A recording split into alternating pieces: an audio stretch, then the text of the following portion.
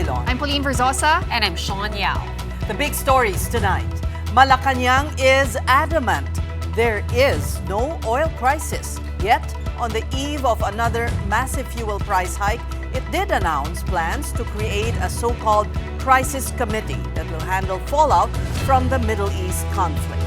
For PUV groups, it's time to knock some sense of reality and urgency into the government. They are staging massive transport strikes at the end of the week to be seen and heard. And the Marcos administration is offering some relief to motorists and commuters in the form of fuel subsidies and discounted train rides.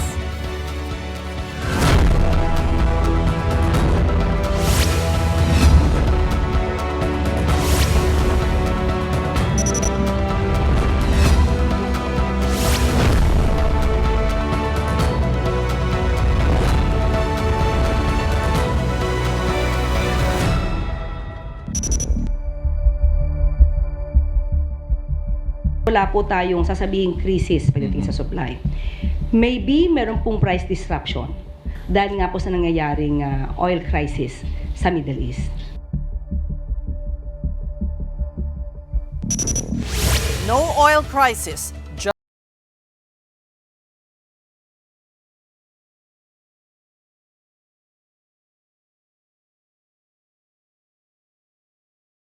Costs. But President Marcos does want a crisis committee created to address the current situation. Mobile journalist Merimon Reyes has tonight's big story. President Bongbong Marcos is moving to immediately enforce the bill passed by Congress last week to temporarily suspend or cut oil excise taxes. That to somewhat ease pump prices that are continuously skyrocketing week after week. The transport sector, now the most affected by successive double-digit fuel price hikes, has been calling for such suspension even before diesel prices breached the 100 peso per liter mark. But according to the palace, Mr. Marcos is still awaiting the formal transmittal of this measure so he could finally sign it. The only reason that he could not do it because the bill has not been reached the president as of now. I am not so sure right now. But this is the words, no, that came from the president. He wants this emergency power to be given to him in order to at least lessen the impact of the crisis in the Middle East. Under the 2017 Tax Reform for Acceleration and Inclusion or TRAIN law, gasoline is taxed 10 pesos per liter and diesel 6 pesos per liter. This on top of the 12% value-added tax on fuel purchases. On Tuesday, March 24, fuel prices will increase one more time, almost a month since the war between Iran and the joint forces of the United States and Israel broke out. Diesel is more expensive again by nearly 12 pesos per liter, gasoline by almost 7 pesos, and kerosene almost 14 pesos per liter according to the Energy Department. The adjustments will send diesel prices on average to 116 pesos per liter, and in several gasoline stations over 120 pesos plus, while gasoline will be at 88 pesos per liter, and that's the low end. This latest increase has not yet factored in Monday's development, which saw oil prices rising anew after US President Donald Trump gave Iran a 48-hour ultimatum. That's to open the Strait of Hormuz or face decimation of its energy infrastructure. Iran responded with its own threat, indicating that the war would continue for several more weeks. Despite the situation, Malacanang insisted that there is no oil crisis in the Philippines so far. Palace Press Officer Claire Castro also stressed that the government is not downplaying the situation. Ang sabi po kasi ni Secretary Sharon, may dalawang klase po ng krisis, sa supply at sa presyo. So ngayon po, kung pag-uusapan po natin ang supply, ay wala po tayong sasabihing krisis pagdating sa supply. Maybe meron pong price disruption dahil nga po sa nangyayaring oil crisis sa Middle East. Castro, however, said that President Marcos had already ordered the formation of a crisis committee. While details are still being finalized, the body will focus on ensuring fuel supply stability and addressing the needs of Filipinos, particularly in basic goods. Over the weekend, the DOE authorized the importation of higher emission Euro 2 petroleum products for the transport, industrial, marine, and shipping sectors. This will ensure additional supply for the said sectors. But the move has received criticisms from both motorists and oil companies, with both saying it will only lead to more cost over benefits. Dapat maglagay ka ng isa pang tangke na dedicated for Euro 2, which medyo hindi ganun kadali, no? Medyo malaki yung cost din yan. At saka pangalawa, meron ding space requirement. So it would mean na talagang it can cause inconvenience dun sa station. In his weekly vlog, President Marcos highlighted government efforts amid the ongoing world oil crisis. From the ongoing cash aid and fuel subsidies for transport workers, the price monitoring of essential goods, and initiatives to boost power and oil supply. But more than that, the chief executive, for the first time this crisis, called on Filipinos to demonstrate bayanihan or community spirit as global uncertainties persist. Ngayon ang panahon para magtulungan. Ngayon ang panahon para maipakita natin sa buong mundo ang katangian ng bayanihan na nasa puso ng bawat Pilipino. Bawat isa sa atin ay may magagawa namang paraan para makatulong. Pagtitipid man, magtulong sa kapwa, o kahit sa pamamahagi ng tamang impormasyon at hindi pagkakalat ng fake news. Lahat tayo ay kailangan magtulungan. Kapatid mobile journalist Mary Monreyes, we are One News. Again, the Energy Department has justified the decision to bring in Euro 2 standard fuel amid the global oil crisis as a prudent and temporary step. The DOE is hoping that the lower-grade fuel will help ensure adequate and accessible fuel supply for the transport, industrial, and marine sectors. But what exactly is Euro 2 fuel? Euro 2 fuel contains significantly higher sulfur levels than the country's current Euro 4 standard. This increases the risk of damage to catalytic converters, diesel particulate filters, and fuel injection systems in modern vehicles. The Energy Department reiterates that Euro 2 fuels will apply only to select sectors. To prevent misuse, oil industry participants will be required to keep Euro 2 and Euro 4 fuels segregated across storage, transport, and retail systems. The DOE must also be notified of outlets offering the lower-grade fuel. Fuel stations offering Euro 2 products are likewise required to post clear advisories indicating fuel specifications and reminding consumers to check vehicle compatibility before use. Nevertheless, experts warn that any misuse or misfueling could expose motorists to unnecessary risks and, much worse, costly engine repairs. A temporary fix that comes with long-term consequences. Ang nakikita ko namin kasi dito, yung the reason kung bakit inalaw ng government yung parang sabihin mo mag-roll back ka from your current spec to the older spec is para magkaroon tayo ng mas malawak-lawak na mga giging source. Ang kalaban ng injector sulfur. Alam mo yung sulfur, nag-iipon yan. Hindi yan ordinaryong libag lang. Okay? It is corrosive. So nasisira, hindi lang nagbabara, nasisira pa yung injector mo. Well, the market fallout from the Middle East conflict continues, weighing on both the Philippine peso and local stocks at the start of the week. Today, March 23rd, the local currency has further weakened against the greenback, shedding 20 centavos to close at a new record low of 60.30 to the dollar. This marks the fifth time this month the currency has hit a fresh low, surpassing its previous record of 60.10 to the dollar just last Thursday, March 19. The local bourse also took a hit this Monday. The benchmark PSC index fell by nearly 2% to 5,899 as escalating tensions between the U.S. and Iran continue to dampen investor appetite. The index has now fallen back to the 5,800 level, one of its lowest levels in over 3 months or since December 4, 2025. Losses were broad-based with all sectors in the red, led by mining and oil. The sector bore the brunt of the sell-off, plunging more than 8% amid heightened volatility in global commodity markets. Higher fuel cost always affects the prices of goods and commodities. And as it is, there have been increases brought about by the staggering adjustments these past weeks. Let's discuss this with the Trade Department, and joining us tonight is DTI Secretary Cristina Aldeguer Roque. Good evening, Secretary. Welcome to the Big Story.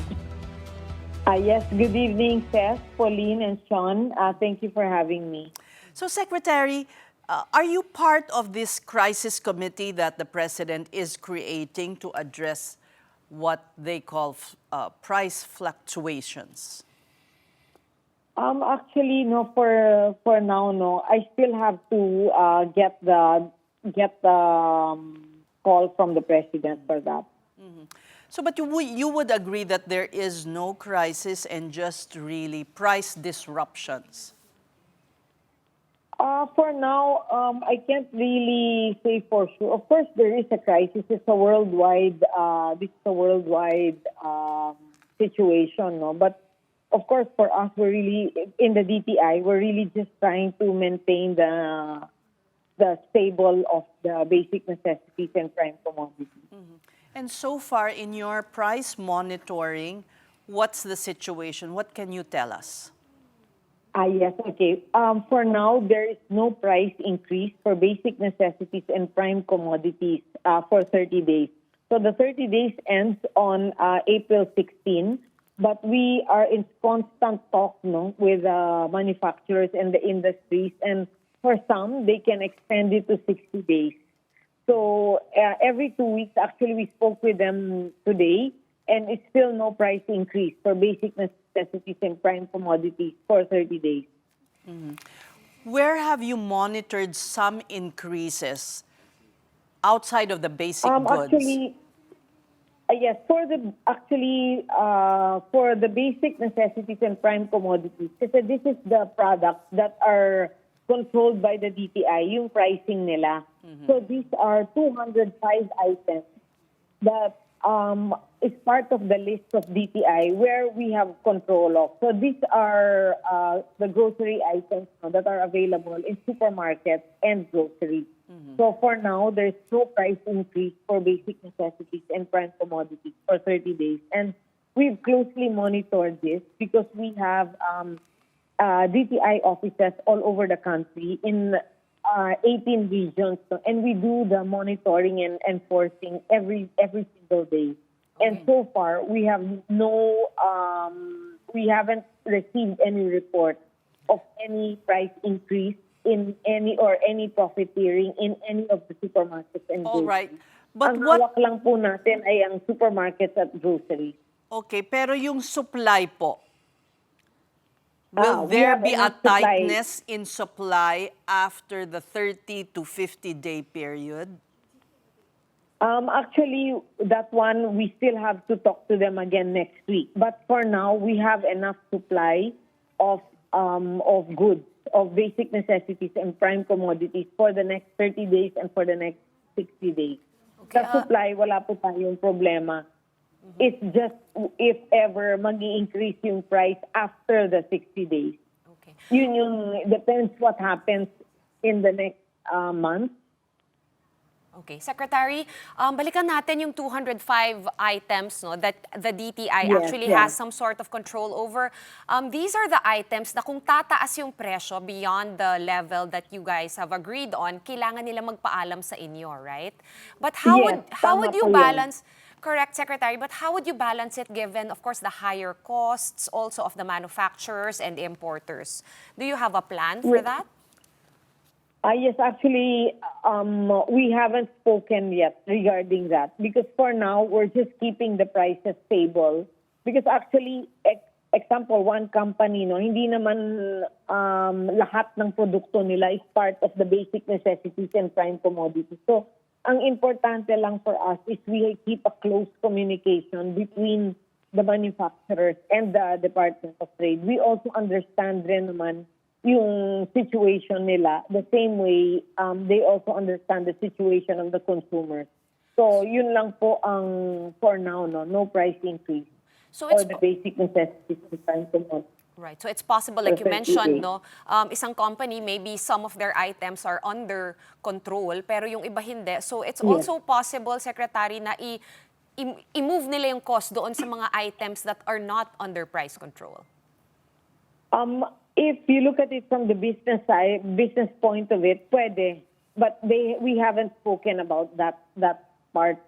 But actually, pwede siyang gawin. Basta we just keep the prices of the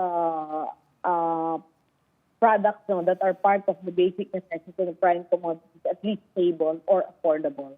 Some analysts have pointed out that we have a very strong presidential government. Secretary, are you, along with the president, planning to kind of congregate these manufacturers in order to really hash it out po? Yes, actually, we last Saturday we went already to the distribution plant of Century, no, and doon nakita talaga there's really more than enough supply, and Century also Century also assured the president that there will be no price increase for basic necessities and prime commodities. The same way, the other products that are part of these basic necessities and prime commodities have assured also that there's enough supply, and also the prices, there will be no price increase. And even the Supermarket Association has also assured the public also that there will be no price increase for the next 30 days. Well, last week, Secretary, ASEAN members have committed to ensuring and safeguarding the regional supply chains for energy and food. Are these enforceable commitments, Secretary, or are they just diplomatic assurances for now? For now, diplomatic assurances. We have not really spoken on anything that's really fixed yet, but we coordinate. I coordinate, or I ask also my counterparts kung anong mga ginagawa nila in their country and what are the situations that they face. And usually in ASEAN, halos not lahat pare-parehas, but more or less it's the same. And based on your dialogue, Secretary, have you picked up any best practices already from other nations? Actually, halos whatever we're doing is also what they're doing. And they are also heavily, at least for the DTI, yes. they're also, our neighbors are also heavily reliant on imports for fuel. Yes, they are. Some are heavily reliant on imports, yes. Secretary, I was checking the news right before this interview, and I've seen a lot of other LGUs have reactivated. Cebu, for example, has reactivated its Price Monitoring Council, which has been kind of inactive for a while. I've seen Capiz, Baguio also, the mayors have also promised us. We spoke to Metro Manila Council head, Mayor Francis Zamora, and he said the LGUs are really going to pull their weight to help the DTI monitor prices. How has this been going so far? Have you caught anyone yet? Any reports of profiteering, maybe hoarding? So far, wala pa po. No? We've actually I checked today, and since the weekend, wala pa tayong na nahuhuli, or wala pa tayong nakikita na nag-profiteer or nag-hoard. So far, puno pa rin yung mga supermarkets and groceries. Actually, I also went there last March 14. We went to Pure Gold in San Juan, and it was puno. Marami silang Pinoy pandesal, may sardinas, there's enough supply. Okay, Secretary, you said up to April 16 is a 30-day mark. Yes. How Yes. about the succeeding months, though? Are you concerned? Like, for instance, pandesal, tataas for sure ang imports ng flour. So, how Actually, long can that assurance last? And what's the For now, projection? for now it's April 16, and I'm going to talk to them again towards the end of the week. And then once we get to talk, we will again inform the public. So, Secretary, what guidance is the DTI giving businesses now, especially if the volatility is prolonged in terms of the crisis? There are suggestions of a 4-day work week to be implemented as well in the private sector. How feasible is that, Secretary? Yes, actually, we were in the DTI. We've already are doing the 4-day work week. And then for the businesses, they can actually go. We have a bank in DTI. It's called SB Corp. We have loans now for businesses. They can loan from SB Corp. They can go to SB Corp at DTI at sbcorp.gov.ph. And the loans are up to 5 million, no collateral, and then no payment of principal and interest for the first year. Okay, Secretary, if we could... go ahead. Again. Okay, so if you can change the topic lang a bit and we can move back in time before this Middle East oil crisis. You were part of the team that negotiated with the United States, no, dun sa protectionist tariffs ni Donald Trump. Do we have an Yes. update on the final figure? How many % are they taxing us? We don't have the final figure So, for now. They brought it down from 19 to 15, but we don't have the final figure. I don't have the final figure now. so could you say, is it safe to say na we're still under negotiations for that? Yes, we're really still under negotiation. All right, and just to close, an assurance perhaps to the public, Secretary, that the government is really protecting the interests of especially the vulnerable sector. Yes. First, there's no price increase for basic necessities and prime commodities for the next 30 days. So, no need po magpanic, no need rin po mag-hoard kasi marami po tayong supply ng pagkain. Even DA Secretary has said this also na there's enough supply of food. And then for those that need assistance for their businesses, they can go to the different regional offices. We have 18 regional offices all over the country and 1,300 or almost 1,400 negosyo centers nationwide. So pwede po silang pumunta doon to check what the DTI has to offer them. And if there's any loan assistance that they need, meron din po kaming loan na binibigay sa mga negosyo. No? It takes only 7 to 10 days for this for the approval of the loans as long as they have complete government permits. So the loans up to 5 million are no collateral and no payment of principal and interest for the first year. So for us, now we are taking a whole government approach to make sure that we get things done. So it's best for them to go to the different, like for DTI, the different DTI offices nationwide and to see what the DTI has to offer for them. We thank you for your time, DTI Secretary Cristina Aldeguer Roque. You're watching The Big Story on One News, and coming up, several transport groups are going on strike for 2 days this week. It is shaping up to be a massive Tigil Pasada. We have details next. Stay tuned.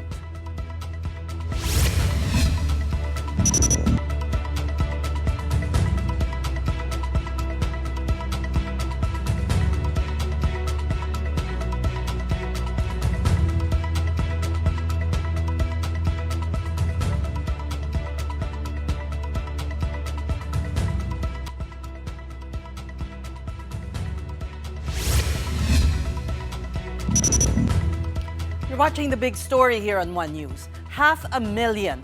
That's the estimated number of transport group members that will participate in the planned 2-day strike this week. On Thursday and Friday, March 26 and 27, drivers and operators of jeepneys, tourist buses, UV Express, and trucks join forces to raise several demands. Transport Group Manibela will join that protest. Earlier today, members of the group already took to the streets to condemn unabated oil price hikes. All of them are complaining about significantly reduced income. Several have also stopped driving altogether and are looking for other ways to tide their families over. Plastic doon, yung mga karton, iniipon namin yun. Ilang linggo na, yung mga kasama ko, ito mga kasama ko. Ganon talaga. Kikita nyo sa karton? Minsan, kikita kami 50 pesos, 60 pesos, dagdag din. Dinadala namin sa junk shop. Di ba? Para kami mabuhay. Titinapay na lang ako, titipid ako. Dahil baka mamaya wala nang pambaon. Tulad ko, anak ko ngayon, graduating ng grade 6. Transport groups have also vowed to file another fare hike petition with the LTFRB. Their updated request up to 5 pesos on top of the current minimum fare of 13 pesos. They're also pushing for the scrapping of fuel taxes on fuel and the oil deregulation law, plus a 55 peso per liter or rollback on oil prices. Kung 26 at 27 ay maglulunsad po yung bahagi ng Baguio, yung Pampanga at Bulacan, yung Sorting Tagalog, at sa bahagi po ng Bicol at Quezon, Batangas, at gayon din sa bahagi po ng Cebu, at bahagi po ng Iloilo, ng Bacolod City at Davao City, at sa bahagi po ng General Santos City. Ay sabay-sabay po yan na puputok ngayong March 26. Ang welgang ito ay sabi nga natin mas malawak yung aabutin dahil mas marami nang nagpapaabot sa atin kahit yung mga nag-modern, kahit po yung nagkooperatiba at mga nag-corporation. Marami na pong bus companies ngayon ang nagtitigil ng biyahe, lalo na yung mga maliliit na operators. At ang katumbas po nito ay ang kawalan, zero as in, na walang kikitain ng aming mga driver, konduktor, maging ang iba pang mga manggagawa sa mga bus companies.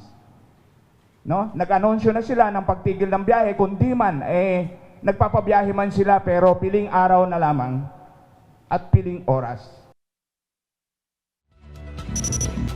Defend Jobs Philippines is joining the strikes on Thursday and Friday. We have its spokesperson, Ted Lazaro, tonight. Good evening, Ted.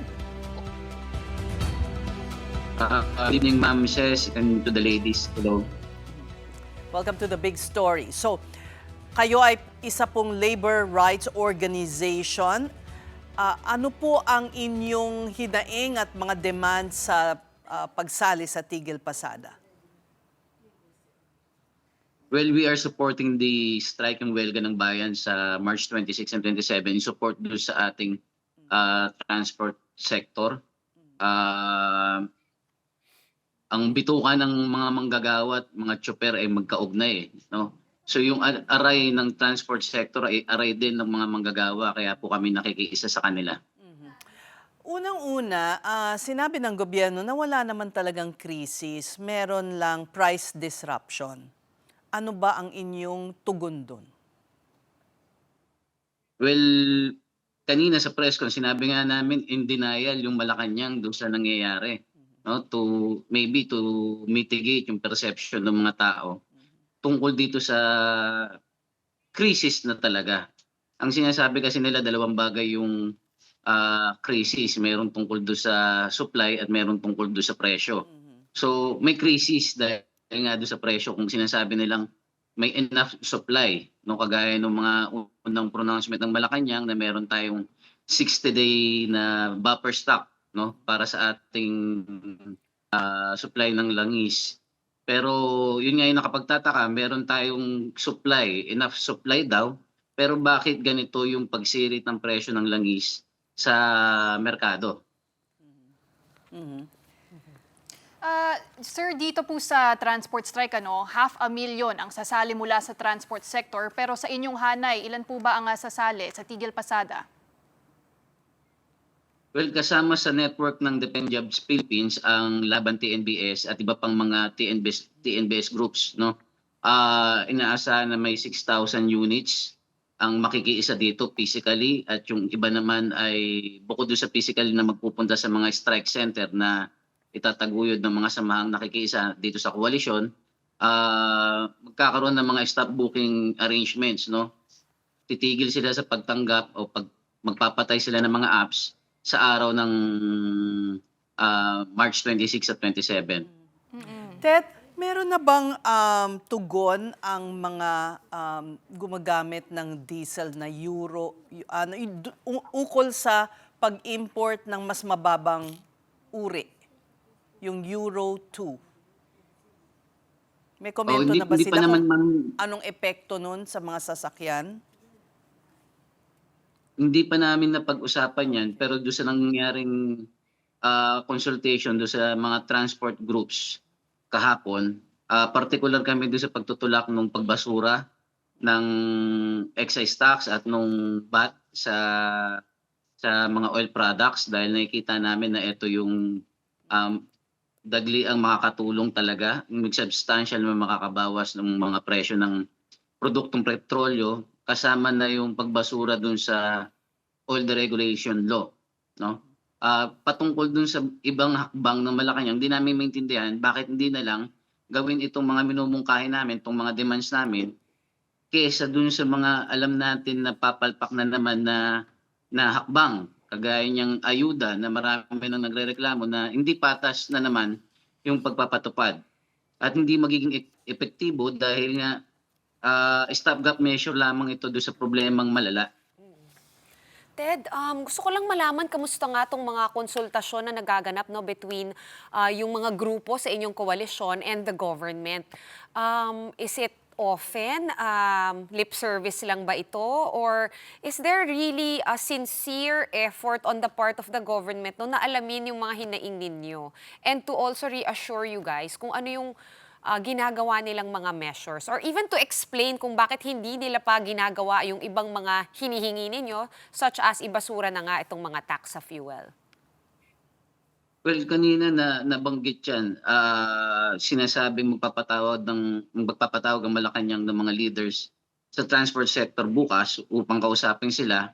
Pero yung isa doon sa in-raise kanina ni Teddy Casino ng Bayan, yung nagawa na yung batas para sa emergency powers ng Pangulo.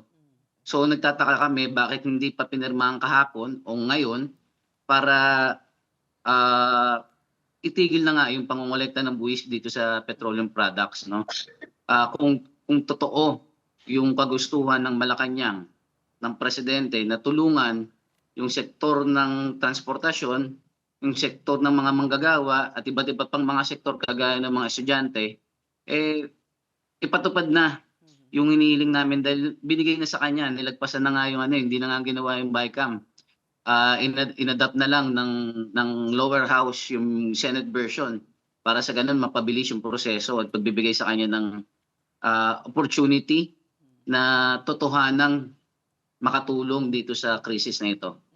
Sino ba ang pupulungin, sino ang makakapulong ng mga leaders ng transport sector sa Malacanang? Sinong haharap sa kanila? Well,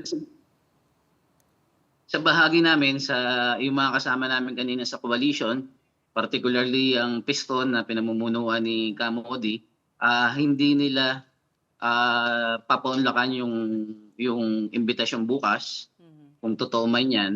At itutuloy muna tong welga para ipakita, paramdam sa gobyerno, yung pangangailangan ng mga kasamahan nating tsuper at nung ating mga kaalyadong sektor. So ibig sabihin, kahit hindi tsuper, kahit hindi miyembro ng transport sector, ay pwedeng makilahok. Yung mga kasamahan ninyo sa protect jobs, defend jobs. Defend jobs. Well, pareho rin naman ang kahulugan. Pero ay sasama rin, makikisimpatya. Opo, dahil nga yung sinasabi natin, ang laban ng tsuper ay laban ng commuters. No, yung mga commuters natin, mula naman po yan sa iba't ibang sektor ng ating lipunan, particularly yung mga manggagawang bumubuhay sa ating bayan, nagbabayad ng buwis. So makikiisa po kami dun sa labang ito at ipapanawagan na pakinggan yung 6 na demand ng koalisyon. So may marcha bang magaganap? Ano ba saan ba to gagawin? Well, dinidiscourage ng pamahalaan yung mga motorcades, pero yung mga kasama naming motorcycle taxis at yung ibang UB Express at yung mga TNBS magkakaroon ng mga unity rides. Merong mga itataguyod na mga strike centers sa iba't ibang terminals. Pwede pong makiisa doon yung mga taong bayan na nananawagan nung kagaya nung pinapanawagan namin, yung 6 na demands. Yung iba naman na hindi nalalabas dahil nga mahal po yung gasolina at diesel, inaasahan po natin na magpapatay ng mga apps sa araw na yan. Yung mag-i-stop voting po sila. Okay. Ikwento mo nga ano ang impact kunyari sa isang angkas, driver or yung mga Grab, kung ano man, anong epekto sa kanila? Well, the other day I had a meeting sa Makati. Sumakay po ako ng TNBS ng isang kotse through app. In the middle of the ride, tinawagan nung driver yung kanyang misis at sinabing isusoli na nila yung kanilang unit dahil hindi niya na kaya yung nangyayari dahil the whole day na nagmamaneho siya, nagtatrabaho, 200 lang yung kinita niya the other day. No? At hindi nila kakayaning maghulog ng unit at the same time pakainin yung pamilya nila mula doon sa kikitain nila dahil sa taas ng presyo ng langis. Kasi hindi Ganun rin, din po yung nararamdaman ng mga iba pa nating mga chauffeur at iba pa nating mga motorcycle riders na nagtatrabaho sa transport sector. oh, I understand, Ted, kasi yung halos lahat ng kinikita no, napupunta na sa pagkakakarga ng diesel, pati na rin doon sa boundary na napakataas pa rin. Pero doon naman sa panig ng mga manggagawa, doon sa working class, Ted, ano, na talagang nararamdaman yung the brunt of this crisis. Ano bang pwedeng gawin ng gobyerno para matulungan rin yung mga manggagawa? Panahon na ba para mag-implement ng dagdag sahod? Well, matagal na po naming ipinapanawagan yung living wage, no? Yung living wage para sa mga manggagawa. Ilang dekada na pong hindi umusad yung minimum wage dito sa ating bansa at lubha pong expose sa mga ganitong shocks, yung mga ganitong mga shocks, yung mga workers natin dahil wala naman talagang savings, no? Hindi ka makapag-save dun sa mula dun sa kakarampot na sahod dahil sa taas o bilis ng presyo ng pagtaas ng bilis ng presyo ng mga bilihin. Kaya palagi po 'yan yung mga kababayan natin na mahihirap at mga masa ang unang-unang inaapektuhan ng mga ganitong krisis. Itanggi man ng gobyerno na may krisis, ramdam na po ng mga kababayan natin 'yan. Ted, yun nga yung gusto ko itanong sa'yo, no? Siyempre, yung unang umaray talaga itong mga transport-related sector. Sunod na dyan, siyempre, yung mga mangingisda, magsasaka. Pero sa nakikita mo, no, since you're defending all jobs, ano pa ba yung mga sektor na talagang sunod na aaray na? Yung talagang medyo nasa critical na or medyo emergency situation? Well, ma'am, yung kanina lang kasama namin sa presto yung mga estudyante. Namumroblema na daw yung mga magulang nila dahil doon sa taas ng bilihin at paano pa kung tataas pa yung mga pamasahe. Paano sila magpapatuloy sa pag-aaral. Yung mga manggagawa po, lalo na yung mga minimum wage earners natin, no? Sa haba dahil doon sa gulo at kabulukan ng ating public transport system, mahirapan silang mag-adjust. Paano sila papasok sa mga trabaho? So hindi lang po manggagawa yung maging apektado dito negatively, pati din po yung mga negosyante. Dahil paano nga namang aandar ang negosyo kung wala yung mga workers natin? Kailangan po siguro magkaroon ng foresight nitong pamahalaan dahil hindi po ito magiging mabilis. Kagaya nga po nung nababalita, yung matapos man yung gera, no, sa Middle East, marami na po ang nasirang facilities na nagpo-produce o ginagamit sa production ng oil. So this could last well after the war in Iran. So yun po dapat yung inaasahan natin sa gobyerno. Ano po yung gagawing hakbang hindi lamang para dito sa mga susunod na linggo o buwan, kundi po para doon sa mga susunod pang taon. Kamusta naman ang Dahil DOLE? mahirapan po tayo. Meron bang ginagawa? Meron bang pag-uusap o reach out ang DOLE sa inyo? As far as I know, ma'am, wala pa po. Wala pa po. Pero, So, maybe they could push for yung mga renewable sources of energy para maibsan yung epekto nitong oil shock. Okay, pero Ted, kasi nakalagay nga no na si Dole actually nag-order siya ng wage hike na in 2 tranches dito sa Bicol, no? One dito ngayong April at yung sunod na tranche is by December. Ngayon kung sakaling ang worst case scenario hindi ma-afford ng mga negosyante, kasi it's a two-sided coin, di ba? We want to provide jobs pero minsan hindi rin talaga kaya kung itataas yung mga sweldo. Ano po yung proposal ninyo na pwedeng mag-meet halfway?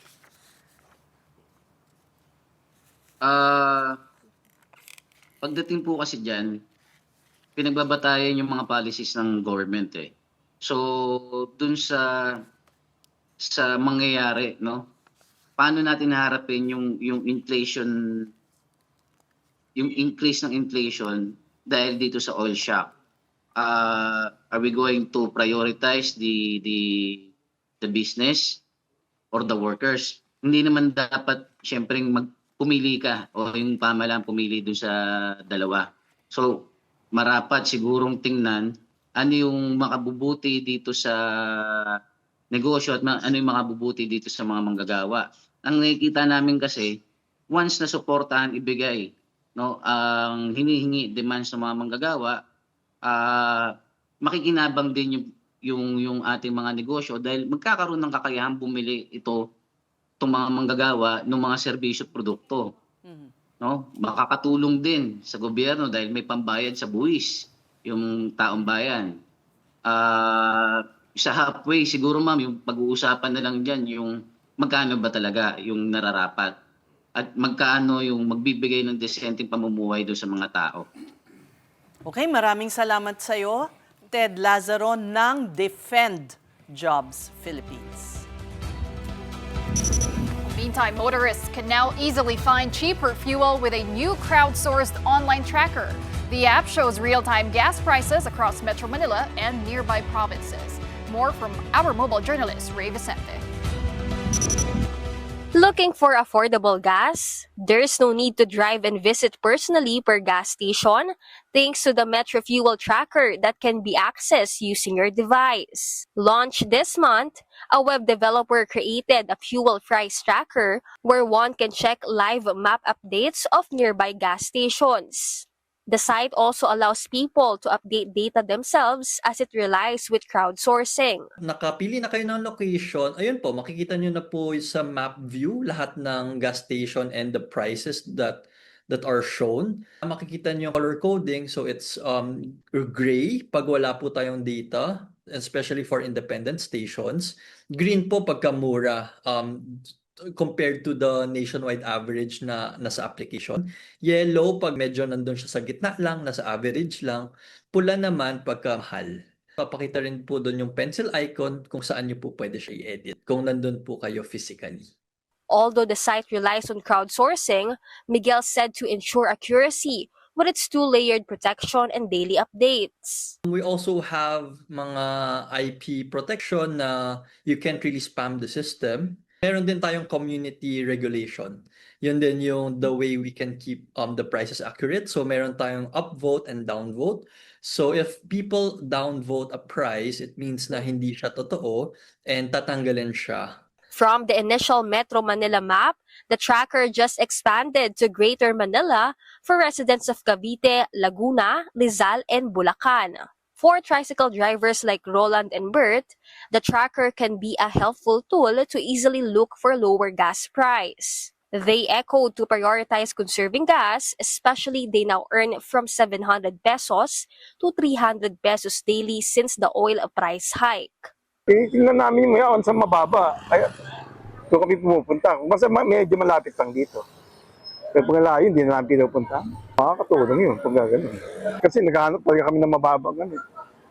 Ng presyo ng gasolina. Ano yung magagawa? Krisis. Medyo ipitan ng sintron.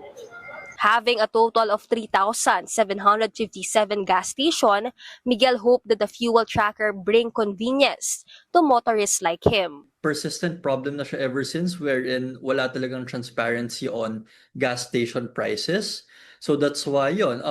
Kahit ako, I'm a daily driver and I'm curious kung ano ba yung prices sa station today or tomorrow, ganun. And I don't have a way to find out.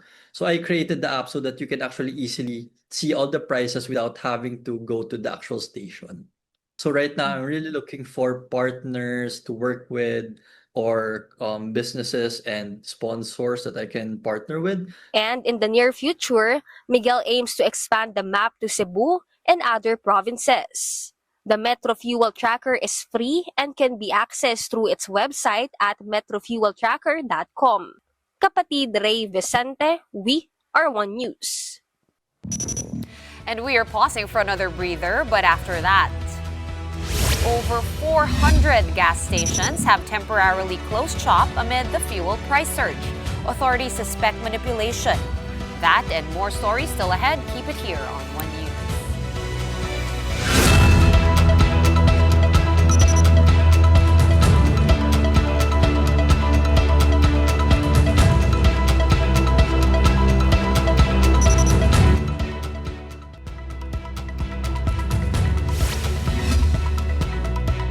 The big story is back with more news on the Middle East conflict and its impact.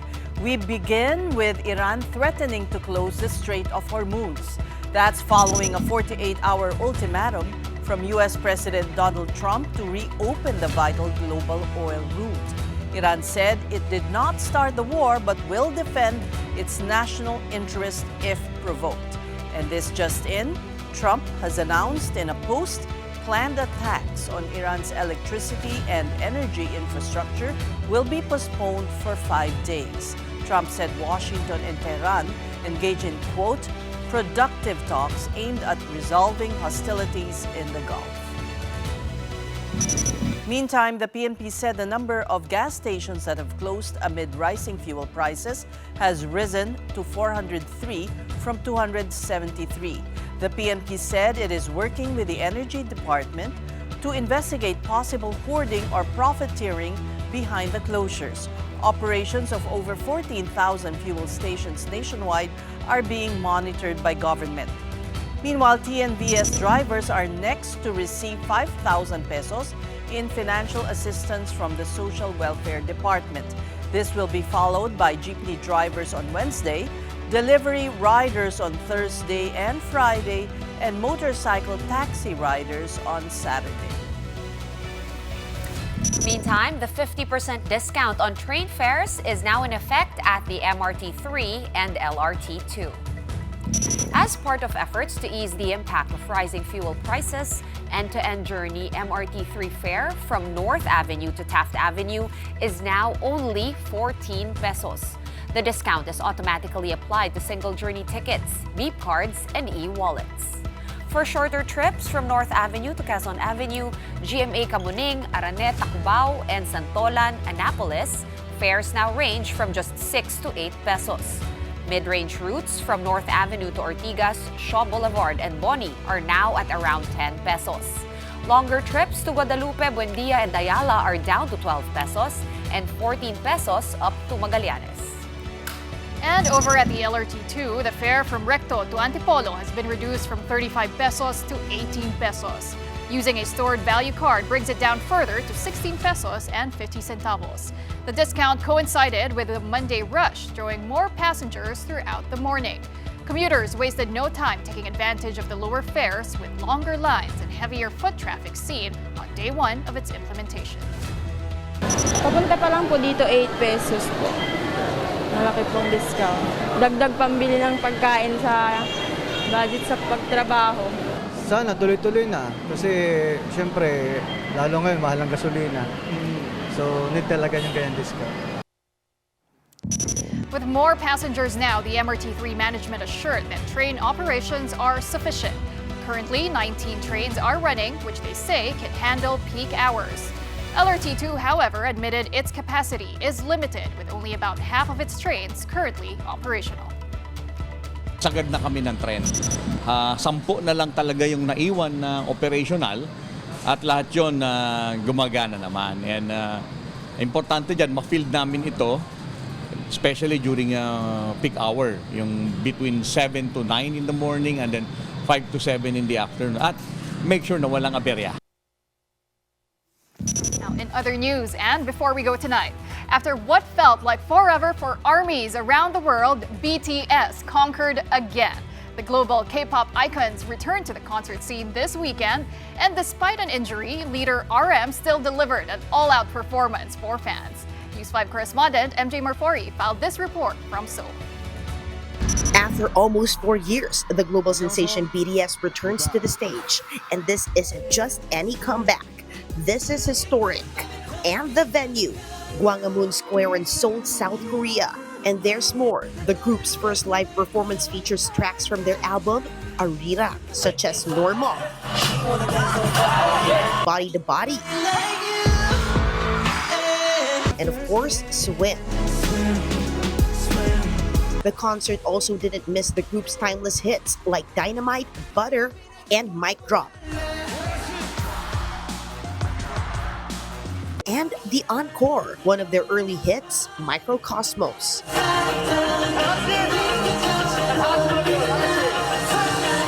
The members RM, Jimin, Suga, J-Hope, Jin, V, and Jungkook delivered all out from vocals to performance. This is despite leader RM dealing with an injury. According to Hype, more or less 104,000 ARMY attended the comeback concert from different parts of the world.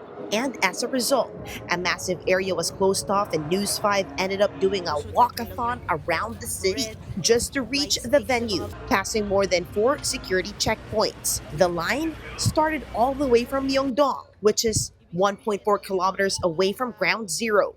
But the experience for ARMY remained smooth like butter. So tayo will make our way with the group. For now, the Bangtan Boys have flown to the United States for a series of shows and guestings, including the 2-day guesting with Jimmy Fallon. Borahe, from Seoul, South Korea, MJ Marfori, We Are One News. Oh, that looked so fun though. It looked so fun and cold and You have orderly. to walk how long? 1.4 kilometers. The line started from Myeongdong. So, Wow, it's alayo far, nun, right? ah. From, That's like one whole train stop. I But didn't it was catch so it. Did orderly. you say 100 plus thousand? 100,000s, yeah. Wow. Hundreds of thousands of fans. Did not expect anything less from BTS. Of course. And ARMY. And that was just at the venue, right? So for sure, lots of fans all over the world, especially here in the Philippines. Yes, so watching online. Okay. Are you BTS fans? Are you part of the ARMY? Actually, no, but my best friend is, so I kind of recognize some of the fandom. They're coming here 2027, next year. Ubus na yung ticket. I'm sure. Oo, for all. Wala pang date. Wala pang date, pero sure ako ubus na yung ticket. Siguro in the first minute, ganun. Oo. That's something to watch out for. But for tonight, that's it for the big story. Thank you so much for watching. We are back here tomorrow at 8 p.m. We'll see you then. Kapatid, we are One News, all sides, all the time. Have a good night.